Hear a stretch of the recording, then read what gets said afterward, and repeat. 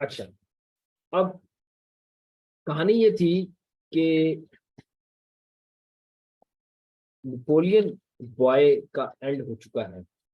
और Napoleon boy के and का मतलब ये है कि आप अब जो मीटिंग बैठी है तमाम कोalition फोर्सेस की, उसके अंदर जो है Great Britain, Austria Hungary empire, Habsburg empire भी कहते थे इनको,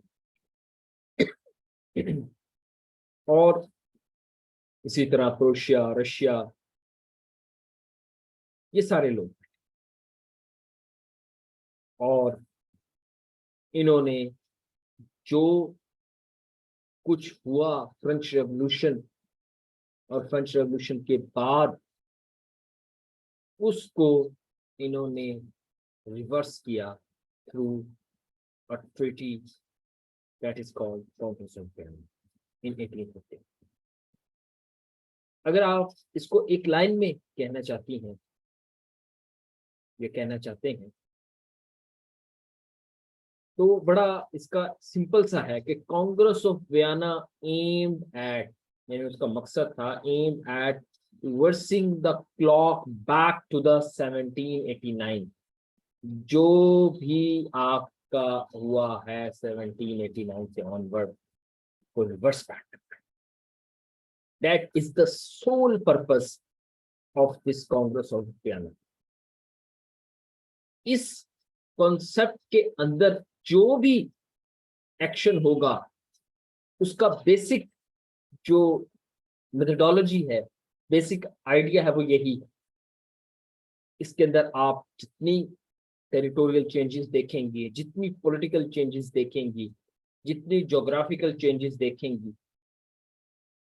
जितनी फर्दर छोटी मोटी रेवोल्यूशंस जो फ्रांस में आती हैं उसके बाद भी वो देखेंगी, सबके अंदर आपको ये नजर आएगा। और उसके अलावा बाद भी और जो यूरोपियन सॉइल की पॉलिटिक्स है, वहां पर आपको नजर आएगा ये कि जो इसका सोल मकसद था कांग्रेस ऑफ वियना का, दैट वाज कि आपने रिवर्स बैक करना है क्लॉक को, वक्त को, टू 1789।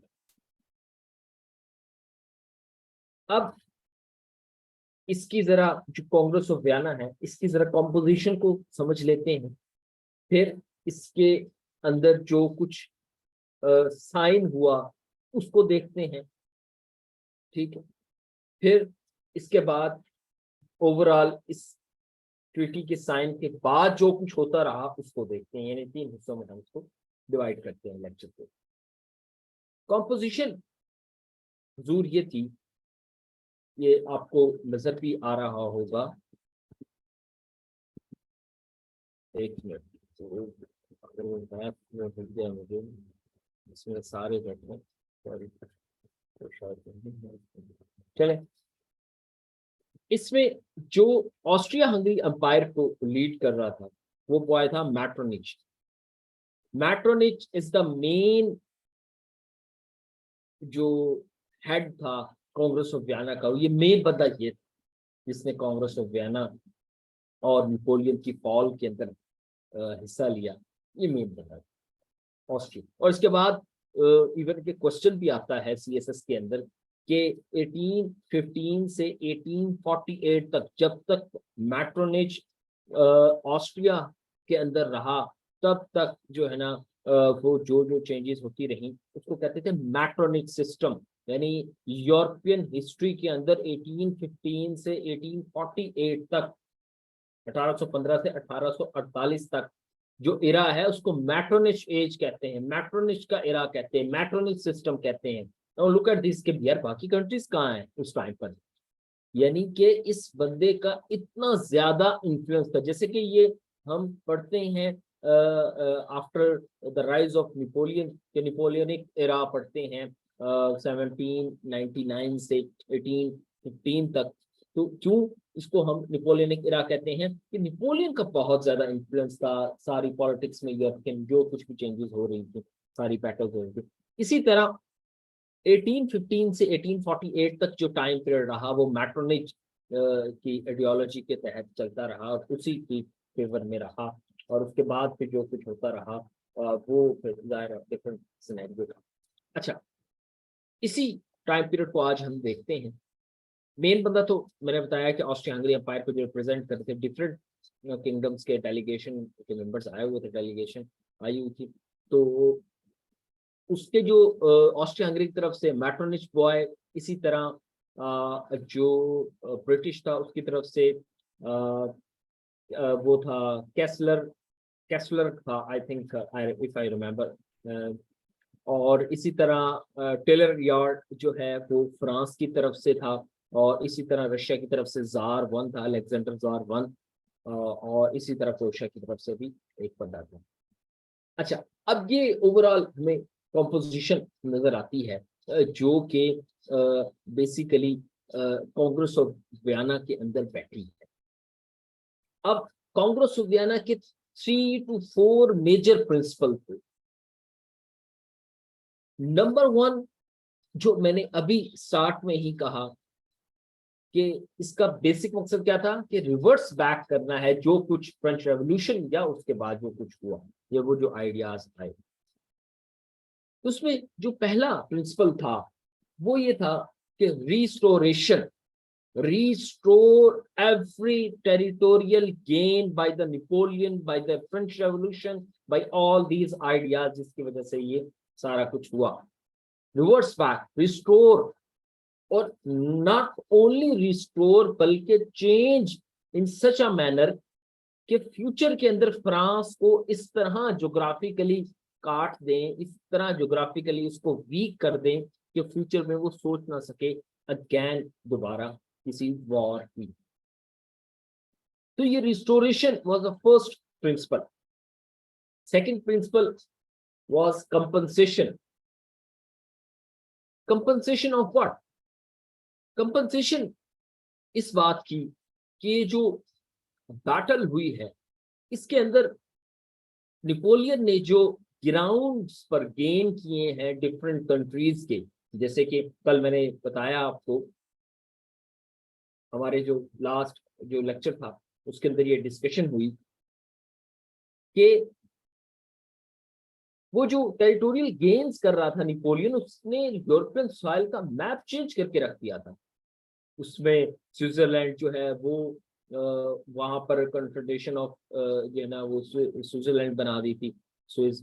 इसी तरह जो है ना वो कन्फेडरेशन ऑफ राइन बना दी थी, होली रोमन एम्पायर को खत्म कर दिया था।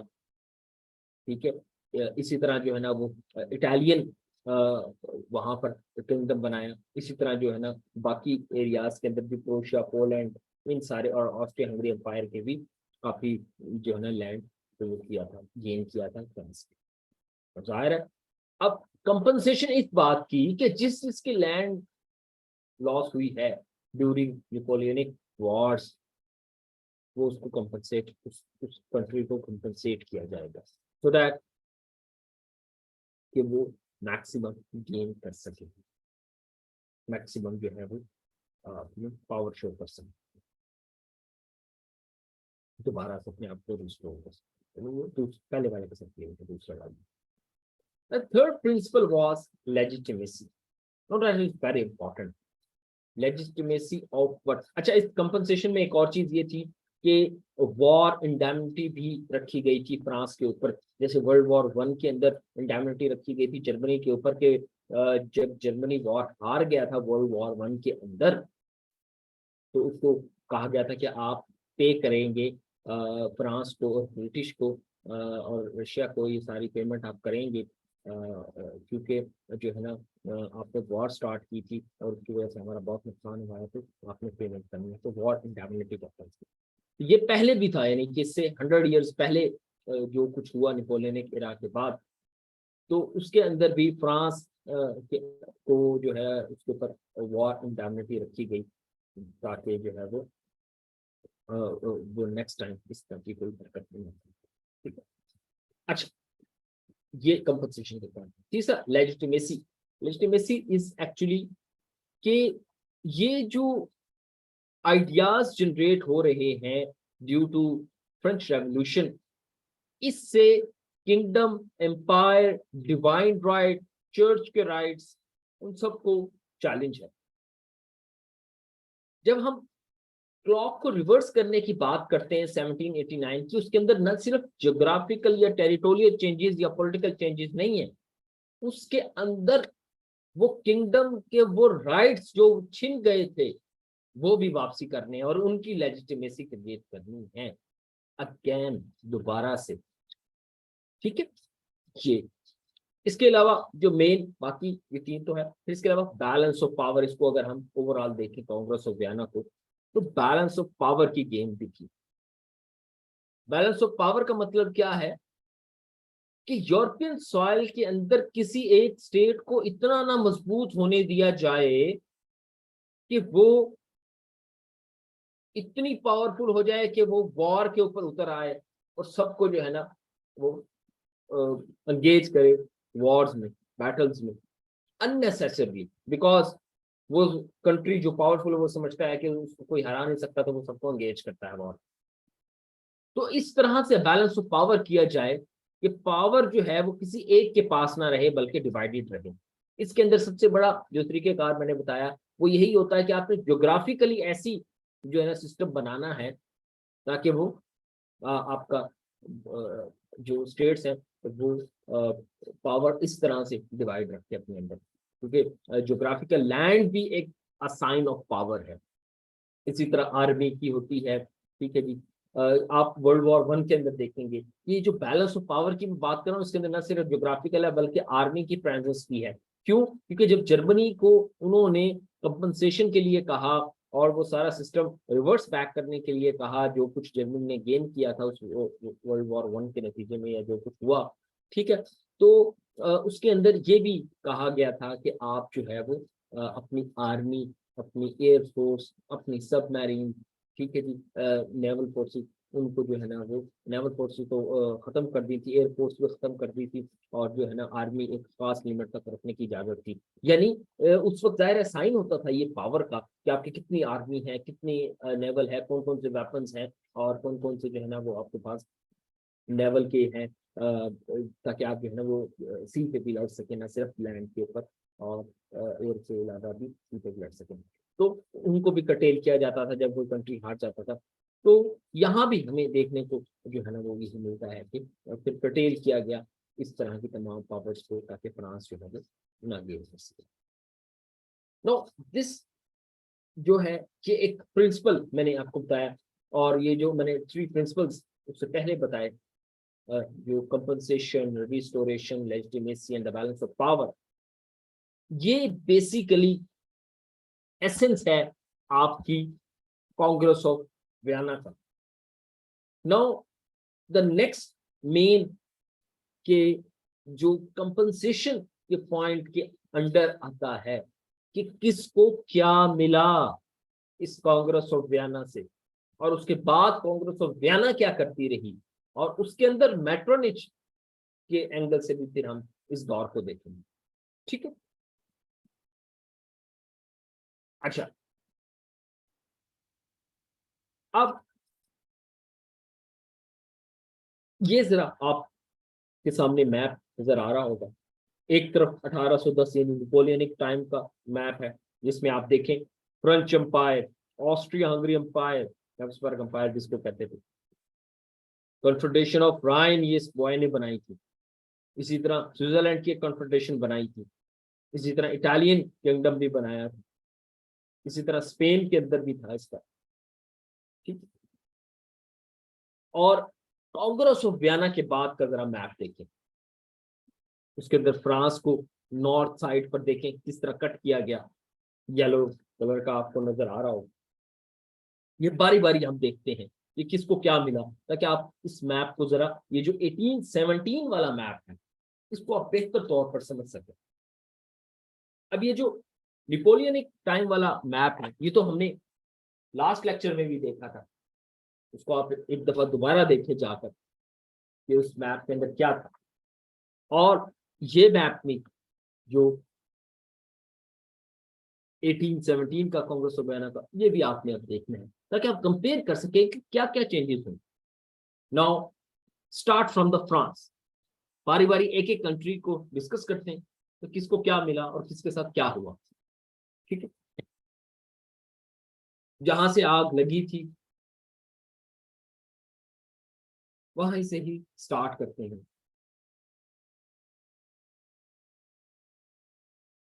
ठीक है, फ्रांस से सिस्टम स्टार्ट हुआ था। तो सबसे पहला जो काम किया गया फ्रांस के अंदर, वो किंगडम का जो सिस्टम था, किंग का जो सिस्टम था, एम्पायर और एम्परर का जो सिस्टम था, उसको बैक किया गया दोबारा से वही जो फैमिली चल रही थी, लुई द 16 वाली, बुर्बन्स उनको कहते थे, बुर्बन्स फैमिली थी वो। तो उनके ही फैमिली का एक मेंबर लुई द 18, उसको किंग बना दिया गया फ्रांस का। Now that was the first step. ये रिवर्स कर रहे हैं ना क्लॉक को अब हम, 1789, तो उस वक्त क्या था कि किंग बैठा था लुई द 16 बुर्बन्स का। तो उन्होंने बंदा ढूंढा यार, अपना बुर्बन्स की फैमिली का कोई बंदा। उसने कहा हाँ, वो अपना बंदा बैठा है, वो है तो नशे ही सही, लेकिन उसी को बना देते हैं ताकि किंग तो बैठे ना। ठीक है, तो उसको उठा के कहा चलो भाई तुम किंग हो आज से। लुई द 18 को कहा। वो कहा क्या बात, क्या सरकार, क्या बात है, इस तरह की कांग्रेस हो गया ना, 10 और हो जाए, मेरे 10 नस्लें जो है ना वो किंग बन जाएंगे। ऐसे ही बैठे हुए उनके दादा को तो कैसे काट के रख दिया था और भाई साहब किंग बन गए।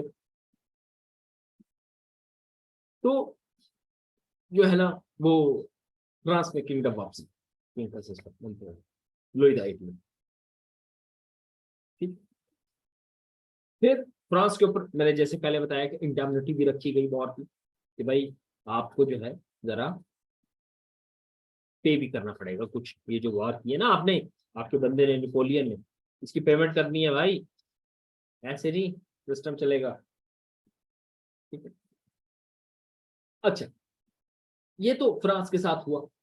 साथ में फ्रांस के ऊपर एक और चीज रखी गई कि इसके इर्द गिर्द ऐसी टेरिटोरियल चेंजेस की जाएं जिससे इसकी ज्योग्राफिकल जो पावर है वो कम हो जाए, और इसके नॉर्थ और साउथ के अंदर पावरफुल स्टेट्स खड़ी कर दी जाए, ताकि फ्यूचर के अंदर कभी भी अटैक किया जाए फ्रांस की तरफ से, तो उसको, जो ये नॉर्थ और साउथ में, ये येलो कलर का नॉर्थ में नजर आ रहा है नेदरलैंड, और ये साउथ के अंदर ये आपको नीचे नजर आ रहा है ये ऑस्ट्रिया हंगरी एम्पायर की तरफ से, ये वाला एरिया। ठीक, ये साउथ और नॉर्थ वाला, वहां पर ऐसा सिस्टम बनाया जाए, ऐसी स्टेट्स क्रिएट की जाए टेरिटोरियल चेंजेस करके, ताकि वो इतनी मजबूत हो के वॉर को और बैटल को वहीं पर ही एटलीस्ट जो है ना वो 50-60% खत्म कर दें, उसके बाद हम बाकी को देख लें। ठीक, ये फ्रांस के साथ। सेकंड नंबर पर हम ब्रिटेन का देखते हैं, ग्रेट ब्रिटेन। उसने क्या गेन किया, उसने यूरोपियन सॉइल के ऊपर तो कोई कंपनसेशन नहीं ली, लेकिन उसने कॉलोनीज के ऊपर काफी कंपनसेशन ली। जो फ्रेंच कॉलोनीज हुआ करती थी अफ्रीका के अंदर या इस तरह के इलाकों में, वहां पर कंपनसेशन ली। ठीक है, उसके अंदर जो है ना डिफरेंट, और फ्रेंच के अलावा और बाकी कॉलोनीज भी थी, वहां पे उसने गेन किया। अफ्रीका के अंदर इसी तरह जो है ना माल्टा, ये ही है, यूरोपियन के ऊपर है, लेकिन यूरोपियन मेन सॉइल के साथ नहीं है, वो सब अलग सा है, आइलैंड टाइप का। ठीक है, इसी तरह जो है वो, ये ग्रेट ब्रिटेन ने कोई बहुत ज्यादा इसके अंदर इन्वॉल्वमेंट नहीं की इस लेवल से, और आप देखेंगे कांग्रेस ऑफ वियना के अंदर जो मेन क्रिटिसिज्म है वो भी ग्रेट ब्रिटेन का है। Now the third one is, ये जो आपको 1817 वाले मैप के अंदर येलो कलर का नजर आ रहा है नेदरलैंड, इसने क्या गेन किया, बेसिकली इसको एडवांटेज मिला उस कॉन्सेप्ट से कि कांग्रेस ऑफ वियना ये चाह रही थी कि फ्रांस के नॉर्थ में कोई ऐसी स्टेट बनाई जाए मजबूत सी, कि वो फ्रांस से कभी फ्यूचर में कोई वॉर या नेपोलियन जैसा कोई बंदा दोबारा पैदा हो तो वो उसको वहीं पर ही कर्टेल कर सके। इस चीज के एडवांटेज से नेदरलैंड को बेल्जियम मिल गया। ये जो ब्रुसेल्स लिखा हुआ है या मिक्स कर दिया था उन्होंने ना, यानी नेदरलैंड को बेल्जियम दे दिया था कि आप एक ही स्टेट के तौर पर एक्ट करें। ताकि जो नेदरलैंड था वो कैथोलिक थे और जो बेल्जियम वाले थे वो प्रोटेस्टेंट थे, मतलब कि डिफरेंट था। और उसके बाद ये इनके आपस में भी लड़ाई होगी, नेशनलिज्म की वेव भी चलेगी। इसके ऊपर हेनरी किसिंजर जो बुक लिखता है और डिप्लोमेसी, उसके अंदर वो डिटेल में डिस्कस करता है कि ये जो 1815 के बाद टेरिटोरियल चेंजेस की गई थी, ये एक बहुत बड़ी वजह है जो वर्ल्ड वॉर वन और बाकी जो नेशनलिज्म की वेव्स चलती हैं यूरोपियन सॉइल पर, उसकी ये एक बहुत बड़ी वजह है। ठीक है, ये इवन के पीएमएस की हिस्ट्री में क्वेश्चन भी आ रहा था इस दफा। अच्छा, बुक्स का मैं आपको बताऊंगा, या बल्कि अभी बुक्स का भी आपको बता दूं। ये बुक्स जो है ना, एक तो हेनरी किसिंजर की डिप्लोमेसी है, लेकिन ये सबसे एंड में पढ़नी है। इससे पहले आपने एक B V Rao, Indian author है, उसकी हिस्ट्री की किताब है, वो आपने पढ़नी है। ठीक है, इसी तरह एक वी डी महाजन, ये एक बुक है, इंडियन ऑथर है ये भी, मॉडर्न यूरोपियन हिस्ट्री के नाम से। ठीक है, तो ये बेसिकली ऐसी बुक्स हैं जो आपने जाहिर है सारी नहीं पढ़नी, जो टॉपिक्स के रिलेटेड है, जो इसके टॉपिक हैं वो आपने टिक कर लेने हैं, इसके कंटेंट्स, और वो पढ़नी है। जब ये पढ़ ले तब आपने, या मेरे लेक्चर सुन लें तब आपने जाके डिप्लोमेसी को पढ़ना है, फिर आपको उसका फायदा ज्यादा होगा। तो बुक बहुत अच्छी है, यूरोपियन पॉलिटिक्स के ऊपर, बहुत जबरदस्त बुक है। ठीक है, अच्छा, अब ये जो नेदरलैंड को गेन हुआ, ये किस एडवांटेज से हुआ कि भाई उन्होंने नॉर्थ में कोई ऐसी स्टेट बनानी थी, तो उसको बेल्जियम मिल गया। ऑस्ट्रिया का ये बेसिकली हिस्सा था बेल्जियम, ऑस्ट्रिया को वो छोड़ना पड़ा, क्योंकि ऑस्ट्रिया काफी, देखें कहाँ पर है, ऑस्ट्रिया यहाँ पर है और बेल्जियम वहां पर है। तो उनको कहा कि नेदरलैंड को उसके साथ मिला दो, आपको कहीं और कंपनसेट कर देते हैं। उन्होंने कहा ठीक है जी। ऑस्ट्रिया ने ये बेल्जियम तो छोड़ दिया, उसके अलावा जो उसको मिला वो बहुत ज्यादा था।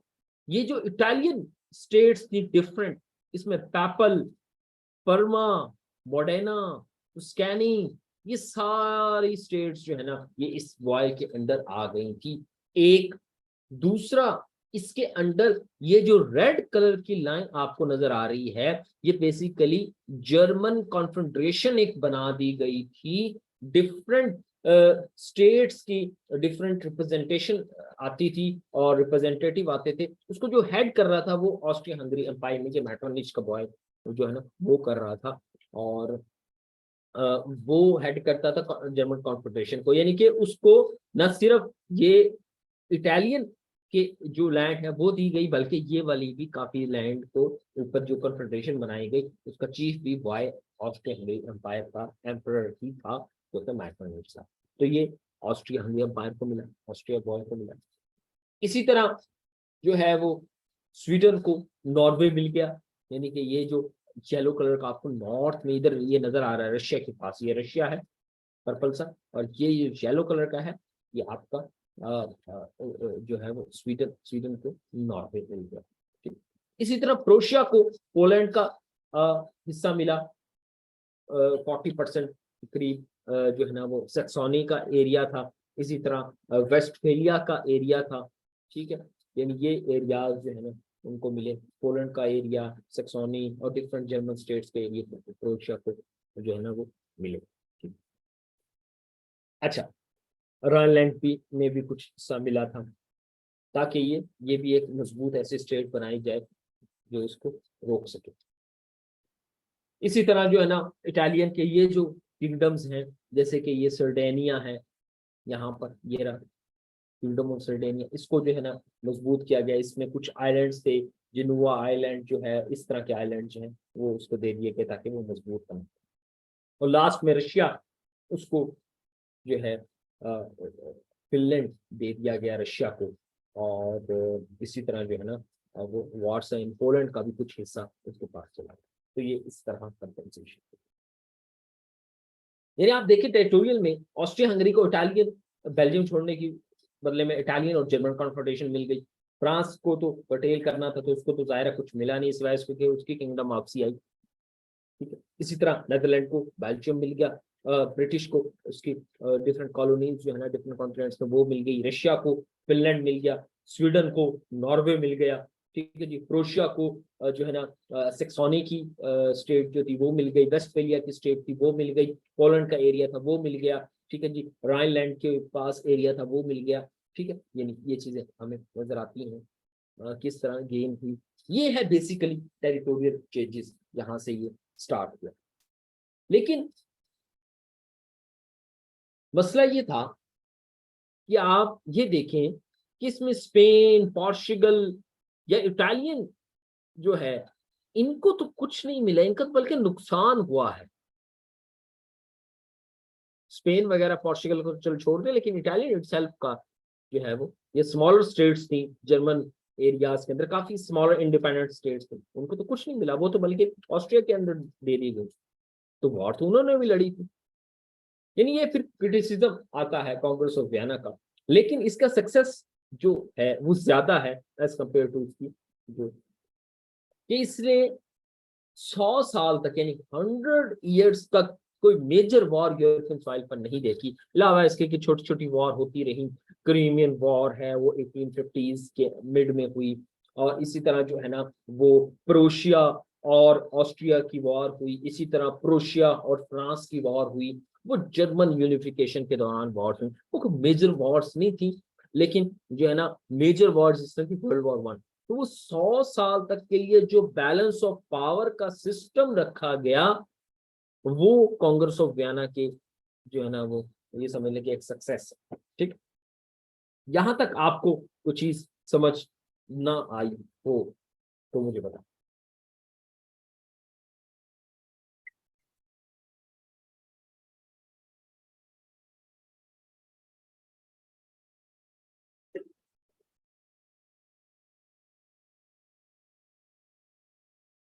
यहां तक समझ आ रही है?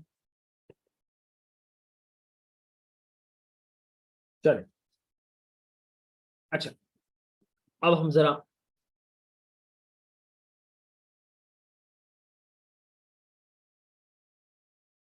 ये बेसिकली जो है ना वो भी दिखाएगा, ठीक है, कि किस तरह 39 स्टेट्स जो है ना वो जर्मन कॉन्फेडरेशन के अंदर बन गई। ठीक है, ये सारा उतारा, किंगडम ऑफ नेदरलैंड क्रिएट उसको किया गया, उसको जो है ना बेल्जियम दिया गया, सर्डेनिया जो है उसको जेनुआ दिया गया, बफर जोन्स बनाई गई, बेसिकली बफर जोन्स उनको कहते थे, ठीक है, ताकि जो है ना फ्रांस किसी तरह कटेल किया जा सके। और ये देखिए किंगडम, कैसे किंग का जो है वो वापसी आ गया, बैक टू बैक इस दौर को, इस दौर के अंदर ये इसको ये भी कहते हैं कि ये बेसिकली अपना काइंड ऑफ ये कहते हैं इनलाइटेंड डेस्पोटिज्म भी इसको कहते हैं, इनलाइटेंड डेस्पोटिज्म। और जिसके अंदर जो है ना आप ये देखेंगे कि ये जो इरा चलता है 1815 से ऑनवर्ड 48 तक की, इसके अंदर किस तरह जो कुछ गेन था फ्रेंच रेवोल्यूशन का रिवर्स बैक। ठीक है, अच्छा, ये सारी वही बातें जो हम डिस्कस कर चुके हैं, ये मैप की फॉर्म में वो उसको समझा रहा है।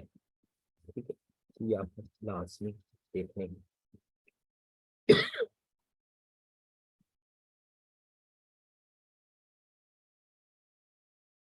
ये जरा क्लोज मैप है, आप इसके अंदर देखें कि वो बता रहा है कि यार ये जो कांग्रेस ऑफ वियना की इसने कुछ देर तो ये रखा पीस, लेकिन उसके बाद जो है ना रेवोल्यूशंस नेशनलिज्म की भी बहुत ज्यादा चल पड़ी, क्योंकि टेरिटोरियल चेंजेस ऐसी हुई कि बहुत सारी नेशंस जो है ना वो एक दूसरे के अंदर मिक्स कर दी गई, जिसकी वजह से एक नेशन ने दूसरे के अगेंस्ट जो है ना नेशनलिज्म की वेव और अपनी इंडिपेंडेंस की जंग लड़ना स्टार्ट कर दी, जिसकी वजह से फिर वर्ल्ड वॉर 1 भी होती है, यूनिफिकेशंस भी होती हैं, जर्मन यूनिफिकेशन है, इटालियन यूनिफिकेशन है, उससे फर्दर जो है ना अपराइजिंग होती है, इसी तरह वर्ल्ड वॉर 1 की तरफ जाते हैं, उससे फिर बहुत ज्यादा इंडिपेंडेंट स्टेट्स क्रिएट होती हैं। ठीक है, इसी तरह जो है ना फिर आपके वर्ल्ड वॉर 2 की तरफ जाते हैं, तो वहां पर यूरोपियन सॉइल पे नेशनलिज्म की जो बेस है, हम देखते हैं कि जो कांग्रेस ऑफ वियना की टेरिटोरियल चेंजेस की वजह से रखी गई थी, उस वजह से बहुत ज्यादा इश्यूज भी बाद में पैदा हुए। ठीक है, तो ये बेसिकली इसका आइडिया हम देख सकते हैं। अच्छा, इसका एक और स्लाइड है, वो जरा हम देखते हैं। तो ये बड़ी अच्छी स्लाइड है। ये बेसिकली वो जो है ना रशिया और ये तो जो प्रेजेंटेशन थी, ये वही सारी बातें जो हम डिस्कस कर चुके हैं, ये वही प्रिंसिपल जो है, यानी कंजर्वेटिज्म और लिबरलिज्म को कटेल करना है। ठीक है, ये वाली बेसिकली ये सारी उसकी थोड़ी सी वो है, थोड़ी सी एक्सप्लेनेशन है काइंड ऑफ। ठीक है, कि बैलेंस ऑफ पावर क्या सिस्टम है, इसी तरह लेजिटिमेसी जो है क्रिएट करनी है, वापसी कंपनसेशन। ठीक है, इसी तरह लिबरलिज्म को जो है ना वो खत्म करना है, जरा कर्टेल करना है। ये मैप अगेन आपको नजर आ रहा होगा, जरा क्लियर पिक्चर है। सॉरी, ये मेरे ख्याल से शेयर नहीं हुई, आपको ये वाली शेयर।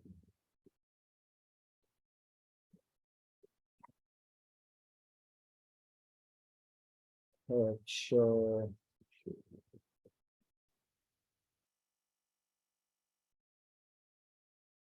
ये बात तो मैं चलाता, ये वाली जैसी बड़ी है, ये ये बेसिकली ये वही सारी जो है रिसर्च में, जर आप इसको देख लेना कि किस तरह से ये डिफरेंट पीपल जो बैठे थे उस टाइम पर, कि वो बिग फोर जो सारे बैठे थे, जो की है बेसिकली कांग्रेस ऑफ वियना का।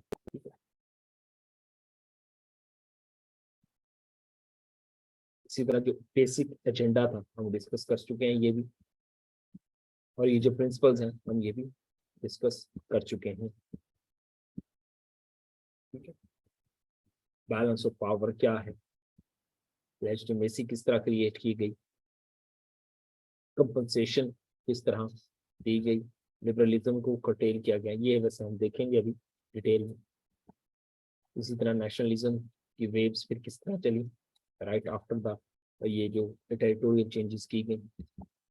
और ये क्लोजअप थोड़ा सा मैप आपको नजर आ रहा होगा, ये जरा क्लियर मैप है कांग्रेस ऑफ वियना के बाद जो कुछ बना, ये वही बातें जो हम पहले डिस्कस कर चुके हैं। ठीक है, अच्छा, अब जरा थोड़ा सा आगे बढ़ते हैं। अब अगला जो थर्ड पार्ट था हमारा आज के लेक्चर का, कि फिर इसके बाद हुआ क्या, यानी ये तो चलो हमें चेंजेस नजर आए। इसी कांग्रेस ऑफ वियना ने जनाब एक ये भी बात अपने उस ट्रीटी के अंदर लिखी कि हम जो है वो हर कुछ अरसे बाद मिला करेंगे, जब भी कोई नेशनलिस्टिक, या इसको बेहतर तौर पर अंडरस्टैंड करना है कि नेपोलियन अगर कहीं दोबारा कोई पैदा होना स्टार्ट हुआ, कहीं से भी आवाज आई हमें किसी भी कंट्री से यूरोपियन सॉइल पे, तो तमाम कंट्रीज जो कांग्रेस ऑफ वियना में बैठे हैं वो मिलकर उसको कटेल करेंगे, उस वेव को, उस नेशनलिज्म को, और शुरू में ही कटेल कर देंगे, उसका वेट नहीं करेंगे। यानी इसका मतलब ये है कि उसके घर में घुसकर उसको मारेंगे, उसके लिए वेट नहीं करेंगे कि वो हमारे पास आए तब हम कोalition बनाएं और वो सारा कुछ करें, हम उसी वक्त ही अटैक कर देंगे। क्योंकि इन्होंने फ्रेंच रेवोल्यूशन के बाद जो सारा टाइम था वो काफी वेट किया ना, फिर नेपोलियन आया, नेपोलियन इतना मजबूत हो चुका था तब तक तो ये कटेल ही नहीं कर सके उसको। सो ये जो कांग्रेस ऑफ वियना का अंडर, कांग्रेस ऑफ वियना के अंडर जो कंसर्ट ऑफ यूरोप बनाई गई, ये concert of Europe basically series of meeting है जो कांग्रेस ऑफ वियना के अंडर होंगी, कि जब जब कोई इशू आएगा तो हम मिलकर बैठेंगे। तो हमें देखने को मिलता है कि 4 टाइम्स जो है कंसर्ट ऑफ यूरोप हुई है, यानी 4 कंसर्ट ऑफ यूरोप हुई है।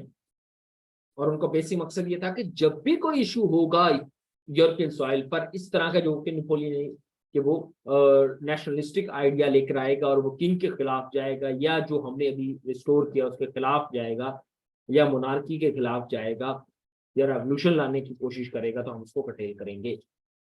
इस तरह का कोई भी आइडिया जो है वो आएगा तो उसको हम शुरू में ही खत्म करते हैं।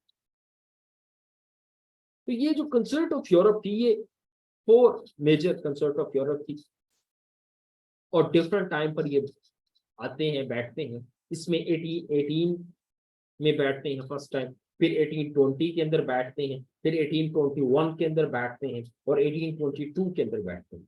जब ये मैं टाइम पीरियड बता रहा हूँ कि 1818, 1820, 1821, 1822, इसका मतलब ये है कि आपके जहन में ये क्वेश्चन आना चाहिए कि कुछ हुआ है इस टाइम पर तभी ये बैठे हैं, क्योंकि इसका प्रिंसिपल यही था कि कुछ होगा तब हम बैठेंगे और उस इश्यू को डिस्कस करेंगे, उसको जो है ना कांग्रेस ऑफ वियना के जो प्रिंसिपल्स हैं उसको मेंटेन करेंगे। तो हुजूर जब ये पहली कंसर्ट ऑफ यूरोप बैठी 1818 के अंदर, एक्स चैपल, एक्सले चैपल एक जगह थी, तो उसका नाम भी उसी पे रख दिया गया कंसर्ट ऑफ यूरोप। तो बेसिकली उस टाइम हो क्या रहा था, हुआ क्या कि अचानक से इनको दोबारा मिल के बैठना पड़ा और दोबारा डिस्कशन स्टार्ट हुई। कुछ क्वेश्चंस थे जो कांग्रेस ऑफ वियना के मीटिंग के अंदर डिस्कशन उनकी नहीं हो पाई थी। तो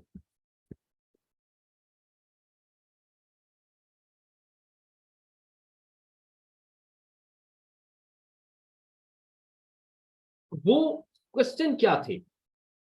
वो क्वेश्चन ये थे कि आपने जो कोई रेवोल्यूशनरी वेव चलेगी उसको आपने कर्टेल करना है और प्रिंसिपल ऑफ इंटरवेंशन को कंसर्ट ऑफ यूरोप के अंदर इंप्लीमेंट करना।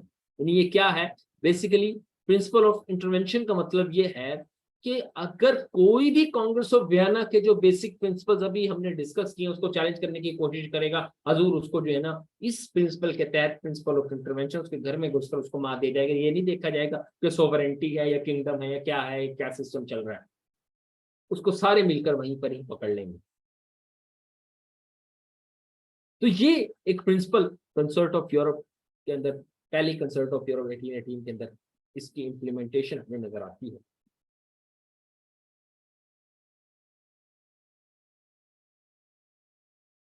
इसके अलावा जो ये मीटिंग हुई है इसके अंदर और भी डिफरेंट क्वेश्चंस यानी कंसर्न्स थे डिफरेंट स्टेट्स के, वो डिस्कस हुए थे। पहला कंसर्न ये था कि यार वो फ्रांस ने पैसे पूसे देने थे, वो क्या करना है, वो किस तरह लेने हैं और क्या हिसाब किताब होगा, ये तो बताओ ना, इसका तो प्लान बनाओ। कह तो दिए पैसे तो लगा दिए लेकिन वो कैसे देगा? तो इस कांग्रेस के अंदर उसने जो है ना वो प्रॉपर इस कंसर्ट ऑफ यूरोप के बाद पेमेंट भी की यार, जो एक तय यानी पा लिया, जो भी उन्होंने सिस्टम बना लिया मायदा। इसी तरह एक और क्वेश्चन था स्लेव ट्रेड का, कि क्या हमें स्लेव ट्रेड अपने कंट्री यानी अपनी सॉइल, यूरोपियन सॉइल के ऊपर लाने चाहिए, क्योंकि आप जानते हैं कि ब्रिटिश जो है वो स्लेव ट्रेड करता था किस तरह से, कि वो अपने कंट्री से निकलकर अफ्रीका जाता था, वहां से स्लेव उठाता था, उनको जो है वो अमेरिकन सॉइल पर बेच देता था और वहां से उसके बदले जो अमेरिकन के अंदर जो वो होती थी डिफरेंट एलिमेंट, डिफरेंट प्रोडक्ट्स की ट्रेड होती थी, वो उसके बदले वो ले लेता था और अपने कंट्री में ले जाता था। तो इस तरह ये प्रॉफिट बनाते रहे।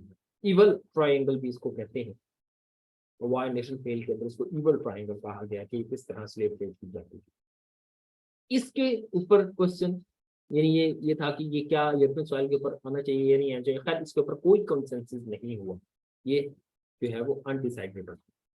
इसी तरह एक क्वेश्चन आया कि यार कि स्पेन के अंदर रिसेंटली हमने देखा है कि रिबेलियन आई है, रिबेलियस जो है ना वो कुछ एलिमेंट्स हमने देखे, तो उनका क्या करना है? तो मेट्रोनिच ने कहा कि भाई करना क्या मतलब है, इसको हमने कर्टेल करना है। तो उसने जो है ना तमाम को इकट्ठा किया, ब्रिटिश अंपायर की फोर्सेस नहीं थी, बाकी तमाम फोर्सेस इकट्ठी हुई इसी कंसर्ट ऑफ यूरोप के अंडर और उन्होंने इसको कर्टेल किया। ठीक है। इसी तरह ये भी था कि स्पेन की कुछ कॉलोनीज थी साउथ अमेरिका में, जो ब्राजील का इलाका है ना, ब्राजील और बोलिविया, ठीक है जी, ग्वाटेमाला, ठीक है, ये सारे जो है सेंट्रल अमेरिका और साउथ अमेरिका का जो इलाका है, यहाँ पर स्पेनिश कॉलोनीज काफी ज्यादा थी। तो वहां पर काफी ज्यादा रिबेलियन क्रिएट हो रही थी स्पेनिश के अगेंस्ट, यानी कि वहां पर स्पेनिश बेसिकली कॉलोनाइजर था, और वहां पर जो कंट्रीज थे वो कॉलोनाइज्ड थे। तो स्पेन ने कहा कि यार ये प्रिंसिपल उधर भी अप्लाई करो, मेरी कॉलोनीज के ऊपर भी, कि वहां भी रिबेलियन क्रिएट हो रहा था। तो उन्होंने कहा पागल, ये एलिमेंट कांग्रेस ऑफ वियना का जो है वो सिर्फ यूरोपियन सॉइल के लिए है, तुम्हारी कॉलोनीज के अंदर क्या होता है हमें क्या फर्क पड़ता है। तो तुम देखो, खासतौर पर जो ग्रेट ब्रिटेन था उसने काफी रिएक्शन किया, और उसकी वजह ये नहीं थी कि वो कोई प्रिंसिपल के तहत कर रहा था, वो इस वजह से कह रहा था क्योंकि उसने उन इलाकों के अंदर रिबेलियन को सपोर्ट किया हुआ था अगेंस्ट द स्पेन, ताकि स्पेन को जो है ना वहां से वीक करे और अपना हिस्सा बनाए, और वहां पर वो रिबेलियन एलिमेंट्स को सपोर्ट करता था। इसलिए उसने कहा कि यार ये तो मेरे ही खिलाफ फौज हो जाएगी वहां पर। ठीक। इसी तरह रशिया के कुछ कंसर्न्स थे इस कंसर्ट ऑफ यूरोप में, वो डिस्कस हुए कि वो चाहता था कि जो है ना कुछ इंटरनेशनल फ्लीट की प्रेजेंस हो रशिया की मेडिटेरियन सी के अंदर, और उसको एक्सेस मिले वार्म वाटर्स तक, लेकिन अनफॉर्चुनेटली ये भी ना हो सका, और इसके ऊपर भी जो है ना ग्रेट ब्रिटेन ने रिफ्यूज किया।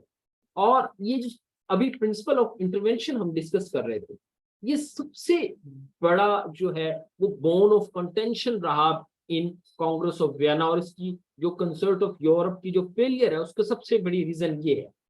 वो कैसे? वो ये कि हम डिस्कस कर रहे हैं, मेट्रोनिश ये कह रहा है कि आप जो है ना वो कोई भी किसी भी कंट्री के अंदर रेवोल्यूशनरी आइडियाज या रिबेलियस एलिमेंट क्रिएट होंगे तो सब मिलकर उसको उसके घर में घुसकर उसकी जो है ना वो कर्टेल करेंगे और उसको खत्म कर देंगे, नब इन द बट, यानी कि शुरू में ही उसको खत्म कर। ग्रेट ब्रिटेन के मुताबिक इस प्रिंसिपल का मतलब ये है कि कल को अगर ऑस्ट्रिया हंगरी एम्पायर के किसी इलाके के अंदर कोई रिबेलियन एलिमेंट क्रिएट हो जाता है तो हम सब मिलकर ऑस्ट्रिया हंगरी पर अटैक कर देंगे। क्या ये मैटरनिस्ट को कबूल है या नहीं, इस सवाल का जवाब दे दे, मैं अटैक करने के लिए तैयार हूं जहां ये कहेगा किसी भी कंट्री के अंदर। मैट्रोनिस्ट ने कहा भाई नहीं नहीं, ये तो हम डिस्कस कर रहे हैं और कंट्रीज के अंदर, यानी मेरे कंट्री के अंदर तो ये प्रोड्यूस ही नहीं हो सकता रिबेलियन, ना रशिया के अंदर आ सकता है ना प्रोशिया के अंदर आ सकता है। तो ये हम सिर्फ डिस्कस कर रहे हैं ये स्पेन और इटली और फ्रांस और यहाँ पर उन्होंने कहा यार रिबेलियन तो कहीं भी क्रिएट हो सकता है, ये किस तरह आप बात करें। तो ये बॉर्न ऑफ कंटेंशन रहा कि क्या आप अलाउ करेंगे, ग्रेट ब्रिटेन ने कहा कि क्या आप अलाउ करेंगे ये जो है ना वो अटैक करने आए हम आपके ऊपर। ये जो है ना बेसिक इशू रहा कांग्रेस ऑफ वियना की तरफ से के अंदर ग्रेट ब्रिटेन का। इसके अलावा फिर जो है ना इसी तरह नेक्स्ट कंसर्ट हुई, उसके अंदर भी इटालियन जो स्टेट्स थी कुछ नेपल्स है, जैसे कि अगर ये मैप है यहाँ पर आप देखें पैपल्स स्टेट है यहाँ पर, ठीक है जी, इसी तरह यहाँ पर नेपल्स है। तो यहाँ पर हमें कुछ नजर आता है यहाँ पर भी रिबेलियन एलिमेंट्स आते हैं, तो ऑस्ट्रियन हंगरी एम्पायर और दो तीन और स्टेट्स मिलकर इसको अटैक करती हैं और जो है ना रिबेलियन को खत्म कर देती हैं। लेकिन इंटरेस्टिंग ये है कि ग्रेट ब्रिटेन फिर इस कंसर्ट ऑफ यूरोप से विड्रॉ कर जाता है और वो निकल जाता है इस प्रिंसिपल पे, जो प्रिंसिपल ऑफ इंटरवेंशन है, कि उसने कहा कि कल को ये हो सकता है कि किसी भी कंट्री के अंदर ये इंटरवेंशन हो और ये सारा फिर इशू जनरेट हो। ठीक, ये एक बहुत बड़ी रीजन इसकी फेलियर थी। ये हजूर बेसिकली कांग्रेस ऑफ वियना का सिस्टम है। अब हम इसी दौर को यानी कि 1815 से 48 को मैट्रोनिच के एंगल से एक नजर देख लेते हैं ताकि आपको इस टाइम पीरियड की थोड़ी सी मजीद समझ आ जाए। जैसे हमने वो टाइम जो 1799 से 1815 का नेपोलियनिक एंगल से भी, यानी उस आई से भी देखा था, क्योंकि ये जो क्वेश्चन जो है मैट्रोनिच का, आफ्टर ऑल जाहिर हमने सीएसएस के अंदर अटेम्प्ट करना है, तो वहां पर भी ये क्वेश्चन काफी ज्यादा आता है, अभी भी आया हुआ था 43 के अंदर। अच्छा, अब ये मैट्रोनिच सिस्टम इसको कहते हैं, इस टाइम पीरियड को 1815 से 1848। इसका मतलब क्या है मैट्रोनिच सिस्टम? इसका मतलब ये है कि जो मैट्रोनिच के आइडियाज थे against the liberalism, against the nationalism, conservatism, एनलाइटेड despotism, यानी ये वो सारे आइडियाज, डिवाइन राइट्स वाले, एम्पायर को रिस्टोर करना है, एंटी रेवोल्यूशनरी आइडियाज, ठीक है, ये वो सारे आइडियाज हैं जो इस दौरान मैट्रोनिच यूरोपियन सॉइल के ऊपर इंप्लीमेंट करेगा और अपने रिलेशन में भी रखेगा, जो बाकी एम्पायर्स के साथ रिलेशन है उसके अंदर भी इसी को प्रमोट करेगा और डोमेस्टिक लेवल पर भी इसी को सपोर्ट करेगा, जिसकी वजह से बाद में फिर ऑस्ट्रिया हंगरी एम्पायर की ही सॉइल के ऊपर जो है ना हमें नजर आता है कि डिफरेंट नेशनलिस्टिक एलिमेंट्स आते हैं। ठीक है, यहाँ तक आपको समझ आ गई है? ये बस थोड़ा सा रहता है, कुछ ज्यादा नहीं है, क्लास हम बस एंड करते हैं। ये मैट्रोनिच को जरा एक नजर देख लें ताकि आपको ये कनेक्टेड वे में नजर आ जाए। मैट्रोनिच असल में मेन बंदा था जिसने जो लास्ट कॉलेशन थी, फोर्थ फिफ्थ कॉलेशन, इसके अंदर रोल प्ले किया था और नेपोलियन को कहा था कि रशिया के ऊपर तुम अटैक कर दो, मैं तुम्हारा साथ दूंगा, और साथ में रशिया को भी कहा था कि हम उसको जैसे ही अटैक करने आएगा तो ये वापस जा रहा होगा, उसको हम पकड़ लेंगे। और हम जानते हैं कि ऐसा ही हुआ कि बैटल ऑफ नेशंस के अंदर जो 1813 के अंदर हुई थी, तो उसके अंदर फिर वो पकड़ लिया था और उसको एब्डिकेट करके उसको एल्बा जो एक आइलैंड था वहां भेज दिया गया था, लेकिन वो दोबारा आया और उसने फिर दोबारा जो है ना एक साल के अंदर आगे से दोबारा इकट्ठा किया नेपोलियन ने, और फिर वो बैटल ऑफ वाटरलू के अंदर फाइनली डिफीट किया गया और उसको एस्ट्रिक आइलैंड पर भेज दिया गया। उसके बाद जो सिस्टम चला कांग्रेस ऑफ वियना का, उसके अंदर मैट्रोनिच ने मेन रोल प्ले किया, और जो कुछ कंपनसेशन भी वो तो हम जानते हैं, टेरिटोरियल कंपनसेशन। ठीक है, इटालियन का बहुत सारा पार्ट बेल्जियम लूज किया, नेदरलैंड को दे दिया, इटालियन का बहुत सारा पार्ट मिल गया, कन्फ्रंटेशन, जर्मन कन्फ्रंटेशन की हेडशिप मिल गई, और ओवरऑल हमें जो है ना सिस्टम मिलता है। इसके अंदर एक और बड़ी इंटरेस्टिंग चीज है, वो ये है कि ऑस्ट्रिया हंगरी का जो बॉय है मैट्रोनिच, उसका खास इन्फ्लुएंस था रशिया के जार के ऊपर। यानी रशियन जो जार था अलेक्जेंडर जार वन, वो बॉय बड़ा मेन रोल प्ले करता था बेसिकली उसके अंडर। मैट्रोनिच ने उसको अपने अंडर किया हुआ था, और वो कहता था इवन के जार पे है I am the follower of Metternich, और वो बड़ा मद्दा था उसकी डिप्लोमेसी का, उसकी जो है ना उसकी पॉलिसीज का। और इसका मैं फॉलोइंग का लेवल आपको आगे जाके बताऊंगा कि किस लेवल की फॉलोइंग थी, कि रशिया का जार किस लेवल का फॉलोअर था मैट्रोनिच का। वो जब हम रशिया के साथ इसका इशू डिस्कस करेंगे तो अभी हम डिस्कस करेंगे। मैट्रोनिच को अगर हम क्रोशिया के एंगल से देखें, या जर्मनी, क्रोशिया बेसिकली जर्मनी, यानी कि फ्यूचर में जो जर्मनी बनेगा वो क्रोशिया है, पर रोशिया, ठीक है, ये वाला इलाका जो बर्लिन और ये वाला इलाका, ये लिखा हुआ क्रोशिया मिलता है। ठीक, तो इसके अंदर हम देखते हैं कि जो जर्मन कॉन्फेडरेशन है, यानी कि जो जर्मन स्टेट्स की हेडशिप है, वो ऑस्ट्रिया हंगरी एम्पायर के ऊपर थी। यानी आप ये देखिए कि उसका रूल चल रहा है जर्मन लैंड्स के ऊपर, जर्मन स्पीकिंग पीपल के ऊपर ऑस्ट्रियन स्पीकिंग पीपल जो है वो रूल कर रहा है। इसी तरह हमें इटालियन के अंदर तो नजर आता है कि इटालियन स्टेट जो है ना वो कहता भी था कि Italy is just a geographical expression, nothing else. इसी तरह हमें देखने को मिलता है कि कांग्रेस ऑफ वियना के अंदर उसको काफी कंपनसेशन भी मिली, इसी उसमें पैपल स्टेट्स, पर्मा, मोडेना, टुसैनी, ये सारे इलाके हैं यहाँ पर, ये आप देखें, बार्डी, वेनेशिया, ये लंबार्डी, वेनेशिया, ये इलाके बड़े इंपॉर्टेंट हैं। क्यों? क्योंकि फ्यूचर में जब ये यूनिफिकेशन हो रही होगी जर्मन की, तो वो फिर यहाँ से ये इलाके भी इसको छोड़ने पड़ेंगे। अच्छा, ये लंबार्ड, ये वाले सारे इलाके जो है ना वो क्रोएशिया को दे दिए गए। ठीक है, इटली के साथ हमें ये देखने को मिलता है इसका लिंक।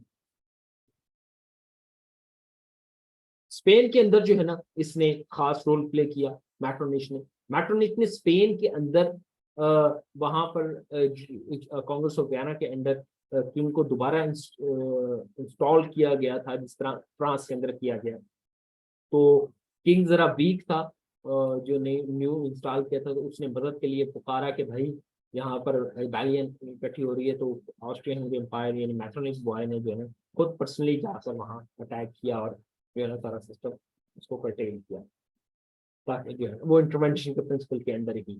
ठीक है, रशिया के साथ क्या हजूर, कल इंशाल्लाह, कल नहीं, हम परसों या उसके बाद हम एक क्वेश्चन पढ़ेंगे, वो है ईस्टर्न क्वेश्चन। उसके अंदर फिर आपको ये बेहतर तौर पर मजीद समझ आएगी। आज मैं कुछ समझा देता हूँ। ये जो ऑटोमन एम्पायर है, ये आपको व्हाइट कलर का नजर आ रहा है ईस्टर्न साइड पर, ब्लैक सी, रशिया के बिल्कुल साउथ पर देखिए ब्लैक सी है, और ये ऑटोमन एम्पायर है यानी खिलाफत उस्मानिया जिसको हम कहते हैं। ठीक है, खिलाफत उस्मानिया या ऑटोमन एम्पायर, ये बेसिकली आहिस्ता आहिस्ता अपनी टेरिटोरियल ग्राउंड्स यूरोपियन सॉइल के ऊपर जो थे, इसकी टेरिटोरियल वो ये समझने की स्टेट्स या टेरिटोरियल लैंड जो उसकी थी, वो ऐसे ऐसे लूज हो रही थी। वो जो लूजिंग आहिस्ता आहिस्ता उसकी पावर लूज हो रही है ऑटोमन एम्पायर की, उसमें रशिया काफी इंटरेस्टेड था। बिकॉज वो जो लैंड छोड़ता जा रहा है रशिया के लिए, वो ज्योग्राफिकली बड़ी इंपॉर्टेंट है। आज यूक्रेन के ऊपर जो हमला किया है वो इसी एंगल से, क्योंकि वो उस वक्त इसके अंडर था। ठीक है, तो ये जो losing territorial gains of the Ottoman Empire and rising interest of the Russia in those land, that is the Eastern question. उसकी वजह से जो चीजें चेंज होती थी, उसकी वजह से जो प्रॉब्लम जनरेट होते थे, दैट इज कॉल्ड जो है ना वो रशियन इंटरेस्ट और ईस्टर्न क्वेश्चन डेवलप होता है। रशिया चाहता था कि किसी तरह इसके ऑटोमन एम्पायर के मैक्सिमम लैंड जो है ना वो इंडिपेंडेंट हो।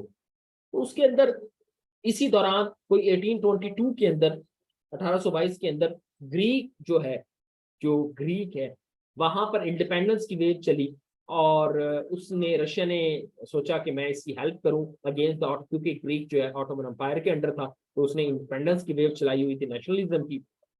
तो रशिया ने उसको जो है ना सोचा कि इसकी मैं हेल्प करूं ताकि ऑटोमन एम्पायर से ये जान छूट जाए और मैं इसके साथ अलायंस कर लूं और ये मेरे अंडर आ जाए, और फ्यूचर में जो है ना ये मेरे, मैं इसको अपने अंडर कर लूं सारे अपने इलाकों में। ठीक है, मैट्रोनिच क्योंकि एंटी नेशनलिस्ट था, यानी वो नेशनलिज्म के अगेंस्ट था, क्योंकि नेशनलिज्म की वेव ही तो प्रिंसिपल ऑफ इंटरवेंशन को लेकर चल रही है, कि प्रिंसिपल ऑफ इंटरवेंशन वहां पर अप्लाई होगा जहां पर नेशनलिज्म की वेव चलेगी, रिबेलियन कोई चीज चलेगी। उसने रशिया को इन्फ्लुएंस किया। Now that is the level of influence. तो उसने रशिया को कहा कि आपने इस ग्रीक इंडिपेंडेंस के अंदर कुछ भी नहीं करना। ये इन्फ्लुएंस का लेवल ये है कि पिछले 200 साल से रशिया ये कोशिश कर रहा था कि किसी तरह ग्रीक इंडिपेंडेंट हो जाए, और इन्फ्लुएंस का लेवल चेक करें कि उसने ग्रीक की इंडिपेंडेंस पर कोई रोल प्ले नहीं किया। वो खैर बाद में खुद ही हो गई, उसके अंदर रशिया जो है ना उस इंटरेस्ट में जितना उसको था 200 साल से वो नहीं ले सका। Now look at this the level of influence of Metternich on Alexander czar. ठीक है, और ऑस्ट्रिया के अंदर तो इसने जो कुछ किया, इटसेल्फ जो अपना अंपायर था इसका, उसके अंदर तो इसने जो है ना सेंसरशिप, फ्रीडम को खत्म किया, इनलाइटेंड डेस्पोटिज्म, नेशनलिज्म के अगेंस्ट था, लिबरलिज्म के अगेंस्ट था, अगेंस्ट द रेवोल्यूशनरी आइडियाज था। रिएक्शनरी इसकी पॉलिटिक्स थी। रिएक्शनरी का मतलब यह है कि इसके खिलाफ रिएक्शन, रेवोल्यूशन, फ्रेंच रेवोल्यूशन के खिलाफ रिएक्शन, तो रिएक्शनरी पॉलिसीज फिर इसको कहते हैं। ठीक है, इसके अंदर डिफरेंट नेशनलिस्ट जो है ना वो ग्रुप्स थे ऑस्ट्रियन एम्पायर में, सबको कटेल किया उसने मिलकर, डिफरेंट लॉज पास किए, यूनिवर्सिटीज के लॉज चेंज किए, बुक्स प्रेस हर चीज चेंज करके दी, सेंसरशिप बहुत ज्यादा कर दी थी, जेल में डाल दिया था लोगों को पॉलिटिकल ग्राउंड्स पे। यानी ये सारा काम मैटरनिच ने किया। सक्सेस इसकी यही है हजूर मैटरनिच की, कि इसने एक सिस्टम बना के रखा टिल 1848 तक। उसके बाद फिर जर्मन जो, जब ये इसका एंड हो गया मैटरनिच का, तो फिर जर्मन जो है यूनिफिकेशन की तरफ, यानी जर्मन नेशनलिज्म बढ़ गई, इसी तरह इटालियन नेशनलिज्म भी आ गई। जब हम यूनिफिकेशन की बात करते हैं तो मतलब नेशनलिज्म आ रही है वहाँ पर, कि वो अपने आप को एज अ नेशन देख रहे हैं और इकट्ठे हो रहे हैं, और जो है अब अपने आप को एज अ नेशन के तौर पर इंडिपेंडेंट करेंगे। तो इस तरह जर्मन नेशनलिज्म भी उठ रही थी अगेंस्ट ऑस्ट्रिया, और इसी तरह इटालियन नेशनलिज्म भी, क्योंकि इन दोनों के ऊपर ही सबसे ज्यादा इन्फ्लुएंस था ऑस्ट्रिया का, क्योंकि बहुत ज्यादा लैंड जो है ना जर्मन स्पीकिंग भी और इटालियन स्पीकिंग भी ऑस्ट्रिया के अंदर। तो वहां से बेसिकली स्टार्ट होता है। Now that is the end of the Metternich 1848 के अंदर, फिर ये शॉर्ट हो गया था। ठीक, so that is our today's lecture. I hope आपको चीज जो है वो आप लोगों को समझ आई होगी, और जो पिछले लेक्चर हैं उसको साथ जो है ना वो सुनना है, यानी कि उसको सीरीज में सुनना है, तब आपको जाकर ये कहानी ऐसा समझ आएगी। ठीक है, हमारी क्वेश्चन